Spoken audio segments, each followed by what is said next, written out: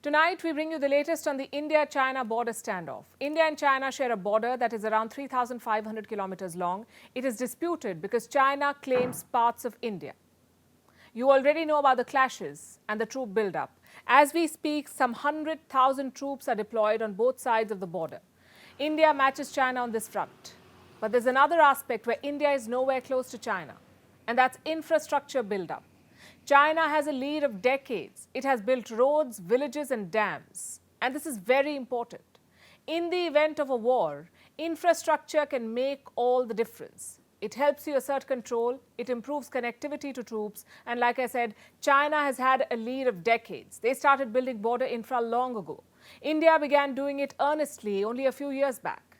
China has built what experts call hybrid villages. What are hybrid villages? A mix of civilian and military settlements. You can use them for both purposes, civilian and military.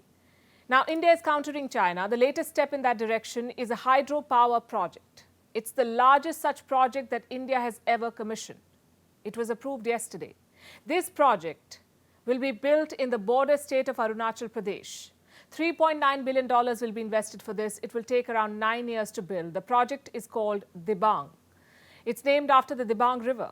The hydropower plant will be built on this river, hence the name, the Dibang project. The plant will be built over 5,000 hectares. Now, for perspective, that's 100 times bigger than the Eden Gardens cricket field. That's how big this plant will be. And what will it do? Generate power. That is the primary purpose, generating power. Hydropower is renewable energy. So this plant will help India's transition away from fossil fuels. That's one objective. But this project has a strategic dimension too. This area around Dibang is considered sensitive. Chinese troops have attempted transgressions here. So the presence of a power plant is going to improve security. It would enhance monitoring. You can track the movement of people and make the PLA think twice before attempting a transgression. By the way, China too has commissioned similar projects. It is building what it calls a super dam on the Brahmaputra. This will be on the Chinese side, the super dam. The Brahmaputra is one of the longest rivers in the world. China calls it the Yarlung Tsangpo. It originates from the Himalayas in Tibet, and from there it enters Arunachal Pradesh, passes through Assam and Bangladesh, and finally flows into the Bay of Bengal. So China is building a super dam on this river, and that's not good news for India. There are fears that China could control the Brahmaputra. The dam could be used for sinister plots. China could pull water from the downstream, or worse, it could release too much water and trigger an artificial flood. India is carefully watching China's moves. And like I said, the power plant is part of a bigger plan. India is also working on something called the Vibrant Villages Program. What's that?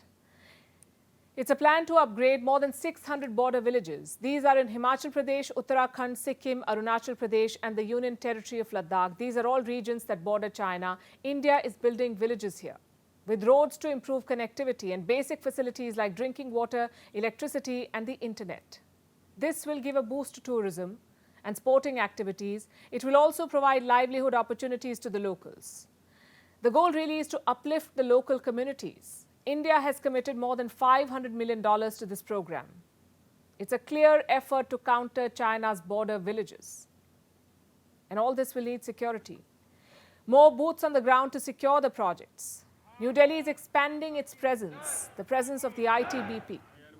That's the Indo-Tibetan Border Police. They are our first line of defense on the border with China.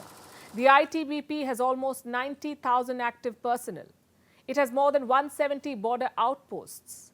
Now, India plans to expand this force. An additional 9,000 troops will be inducted. That would take the total number to almost 100,000. So, troop deployment, infrastructure development, and better mobility. India is countering China on every front. The latest border standoff may have begun only 3 years back, but it's an old problem really. And while the Chinese foreign minister may be in India this week, the border tensions are not going away in a hurry. It's wise to prepare one dam and one road at a time.